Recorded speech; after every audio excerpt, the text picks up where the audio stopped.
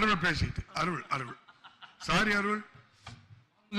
மாண்புமிகு பேரவைத் தலைவரே, பாட்டாளி மக்கள் கட்சி துவக்கியதே இந்த சாதி வாரி கணக்கெடுப்பு இடஒதுக்கீடு தான். எங்க கட்சி புறக்கணிக்கிறீங்க, வருத்தமா இருக்குது. சாதி வாரி கணக்கெடுக்கல ஜிகே மணி இல்லைன்னு உடனே அப்போ நீக்கிறது.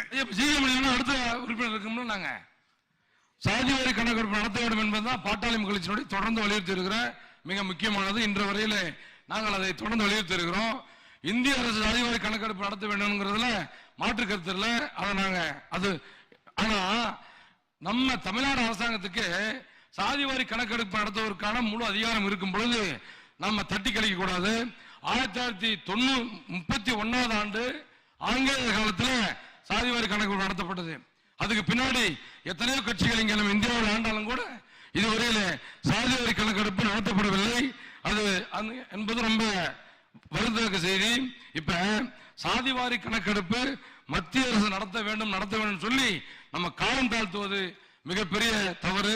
சாதிவாரி கணக்கெடுப்ப ஊராட்சிகளே நடத்தலாம் கூட அந்த அமைப்புகளுக்கு கூட அதிகாரம் இருக்கிறதுன்னு சொல்றாங்க. இப்ப நம்ம அவையில தொடர்ந்து ஒரு செய்தி சொல்லப்படுகிறது. பீகார்ல சாதிவாரி கணக்கு நடத்தப்பட்டது, கர்நாடகாவில் நடத்தப்பட்டது. அந்த பீகாரில் நடத்தப்பட்டதுல உச்ச நீதிமன்றம் தடை செய்யப்பட்டதாக ஒரு தவறான செய்தி சொல்லப்படுகிறது. அது தடை செய்ததாக எங்கேயும் சொல்லல. அதுல அந்த அளவை அதிகப்படுத்தியதான் தவறு என்று அதை சொல்லியிருக்கிறார்கள். ஆகவே அது எந்த இடத்திலையும் எந்த ஜட்ஜ்மெண்ட் உச்ச நீதிமன்றத்தில் சாதிவாரி கணக்கெடுப்பை பீகாரில் நடத்தியது தவறு என்று சொல்லப்படவில்லை.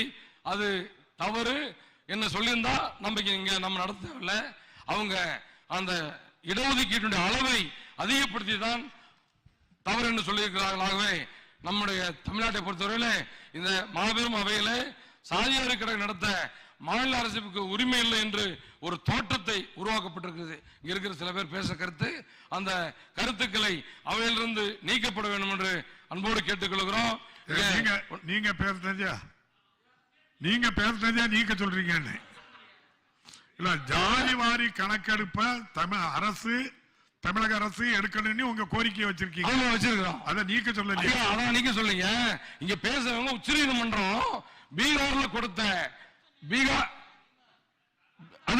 நீதிமன்றம் பீகார் மாநில அரசு எடுத்த அந்த சாதிவாரி கணக்கெடுப்பு இல்ல. மாண்புமிகு உறுப்பினர், பீகார்ல மக்கள் தொகை கணக்கெடுக்கல, மக்கள் தொகை சர்வே எடுத்தாங்க. சர்வே எடுத்ததுனா சர்வே வேற, மக்கள் தொகை ஜாதிவாரி கணக்கெடுப்பு வேற. சர்வே தேர்தலுக்கு முடிஞ்ச உடனே ஒரு சர்வே சொன்னாங்கல்ல, அதே போலதான் சர்வே இருக்கும். மக்கள் தொகை கணக்கெடுப்புங்கிறது அந்த நம்ம தேர்தல் வாக்கெல்லாம் எண்ணின பிறகு வந்திருக்குல்ல, அதுதான் மக்கள் தொகை கணக்கெடுப்புக்கும் சர்வேக்கும் உள்ள டிஃபரன்ஸ். பதிவு பண்ணிட்டு போதும் உட்காருங்க.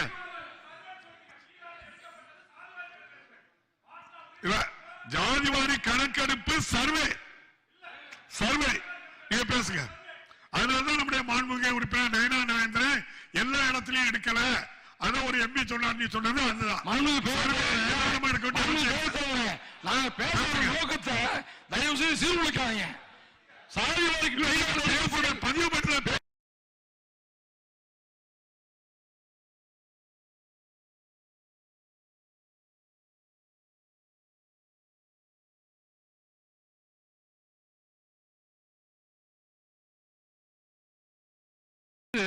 நான் சொன்னது பீகாரில் எடுக்கப்பட்டதுக்கு நீதிமன்றம் தடை விதித்ததாக இங்கே சட்டமன்றத்தில் பேசியிருக்கிறார்கள். அதனால நீங்களும் சொன்னேன். நீக்க முடியாது. நீங்க சொன்னது உச்ச நீதிமன்றத்தில் நீதிமன்றத்தில் அந்த ஜட்ஜ்மெண்ட் இருக்கு. அது என்ன உங்களுக்கு தர சொல்ல உட்காருங்க, கொடுத்துடலாம். நான் கேட்பது இங்கே கொண்டு வந்திருக்கிற ஜவஹர்லால் பேரவைத் தலைவர் நீங்க ஜட்ஜ்மெண்ட் இல்லைன்னு சொல்லி அவங்க பதில் சொல்லணும்ல. ஒரு விளக்கம் மட்டும்தான். பீகாரில் நடத்தப்பட்டது சாதிவாரி கணக்கெடுப்பு தான். அவ்வாறு சாதிவாரி கணக்கெடுப்பு நடத்துவதற்கு தடை இல்லை என்று உச்சநீதிமன்றம் தீர்ப்பு வழங்கியது. அந்த அடிப்படையில் சாதிவாரி கணக்கெடுப்பின் அடிப்படையில் இடஒதுக்கீடை 65 விழுக்காடாக பீகார் அரசு உயர்த்தியது.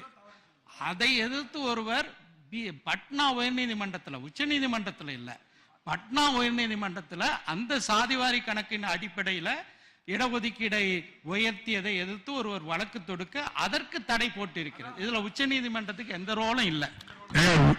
ஒரு மாநில அரசு எந்த கணக்கு எடுக்கும் தடை இல்லைங்கிறது எல்லாருக்கும் தெரிஞ்ச விஷயம் தான். முதலமைச்சர் சொன்னாங்க, மக்கள் தொகை கணக்கெடுப்பு வந்து நம்ம ஒன்றிய அரசு எடுத்தா மட்டும்தான் எல்லா ஒன்றிய அரசுலயும் இடஒதுக்கீடு இருக்கு. எப்படி ஸ்டேட் கவர்மெண்ட் ஒரு முடிவு எடுக்க முடியும்? முடிவு சொல்லுங்க, சீக்கிரம் சொல்லுங்க. இல்ல அருள் அருள் அருள் பேசுங்க. உங்களை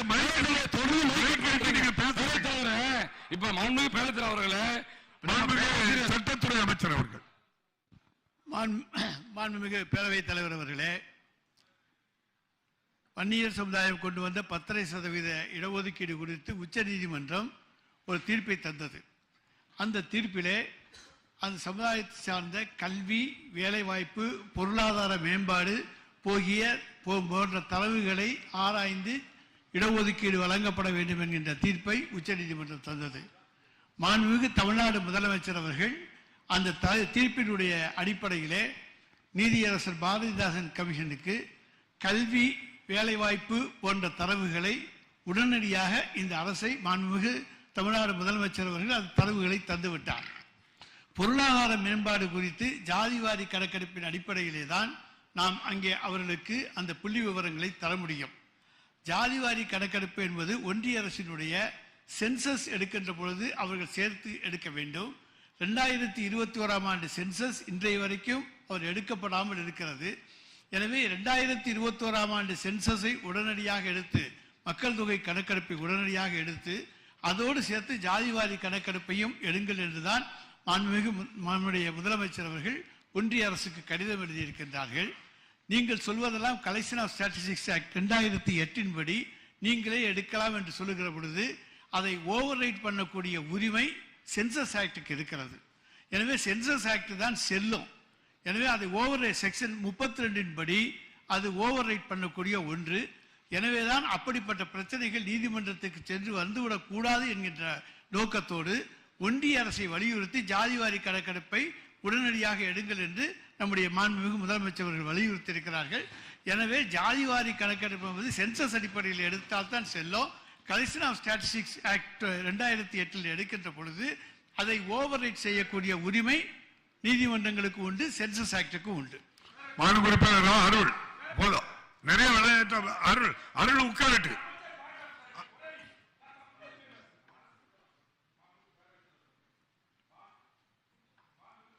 நான் கடைசியா தரேன். அருள் முடிக்கட்டு, அருள் முடிக்கட்டு, அருள் முடிக்கட்டு தரேன். இல்ல நேரம் இல்ல, அருள் முடிய நான் தரேன், நான் தரேன். வேல்முருகன். மாண்புமிகு பேரவைத் தலைவர் அவர்களே, நீங்க 32 படி சொல்றீங்க, நான் ஏற்றுக்கொள்றேன். இதை மாநில அரசு எடுப்பதற்கு அதிகாரம் இல்லை, எடுத்தது தவறு, நாங்கள் அந்த அடிப்படையில் சாதிவாரி இடஒதுக்கீடு உரிமை தரமாட்டோம் என்று பாரதிய ஜனதா உச்சநீதிமன்றத்திலோ அல்லது அவர்களோ கொள்கை முடிவை அறிவித்தால் அதற்கான பழியை, அதற்கான பாவத்தை, அதற்கான பிற்படுத்தப்பட்ட மக்களிடத்தின் எதிரியாக அந்த கட்சி அதை எதிர்கொள்ளும். ஏன் திராவிட முன்னேற்ற கழகம் அதை எதிர்கொள்ள வேண்டும்? என்னுடைய பாயிண்ட் அங்கதான். அதை நுணுக்கமா கவனிங்க. அருள் பேசு, அருள் பேசி முடிங்க. இந்த விஷயத்தை பொறுத்தவரைக்கும் ஆனந்தம், நான் பேசுவதற்கே எங்களுக்கு இடம் கொடுக்க மாட்டேன்ட்டீங்க. பேராசிரியர் ஜவஹர்லால் அவர்கள் கொண்டு வந்த தகவலை அமைக்க நீங்க தான் தேவையில்லை.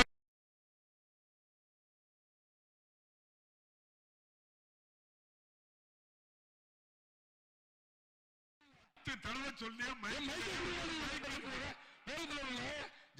பேராசிரியர் என்ன சொல்றாங்களோ அதான் நானும் சொல்ல நீங்க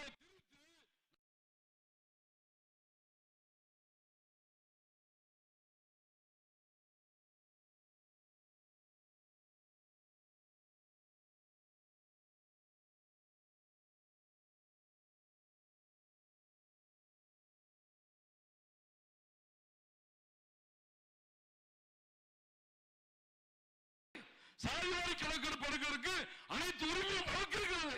நமக்கு இருக்கும்போது நம்ம மாநில சுயாட்சி பேசுறோம், மாநிலத்தில் அதிகாரம் மாநில சுயாட்சியில பேசும் பொழுது ஏழாவது மாநிலத்தில் நம்ம அந்த உரிமை இருக்குன்னு உங்க மாநில சுயாட்சியை பேசுகிற அவர்கள் கேட்டுக் கொள்கிறோம். சாதிவாரி கணக்கெடுப்பை தமிழக அரசாங்கம் எடுக்க வேண்டும், உரிமை இருக்கிறது. அமைச்சர் சொல்றாரு 1939 வெள்ளக்காரன் காலத்துலதான் சாதிவாரி கணக்கெடுப்பு எடுக்கப்பட்டிருக்கிறது. அதற்கு பின்பு ஆட்சியில யாருமே எடுக்கல. அதுக்கு யாருக்கும் தகவல் 2021 மட்டும்தான் எடுக்கல, 10 வருஷத்துக்கு சாதிவாரி கணக்கெடுப்பு எப்ப எடுக்கப்பட்டது? இருக்கிற அதிகாரத்தை பயன்படுத்தி நாம் எடுக்க வேண்டும் என்று மீண்டும் மன்றாடி கேட்டு இந்த தயவு செய்து மாநில அரசாங்கமே சுயாட்சி பேசும் நம்ம முதலமைச்சர் அவர்கள் முடிச்சிடறேன். சுயாட்சி பேசும் நம்ம தமிழக அரசாங்கம் நமக்கு இருக்கிற அதிகாரத்தை பயன்படுத்தி சாதிவாரி கணக்கெடுப்பை உடனடியாக எடுக்க வேண்டும் என்று எங்கள் பாட்டாளி மக்கள் கட்சி சார்பிலும் எங்கள் மருத்துவர் ஐயாவின் சார்பிலும் எங்களுடைய நண்பர்கள் சார்பிலும் வேண்டி முடிக்கிறேன். நன்றி. மாண்புமிகு உறுப்பினர் செல்வ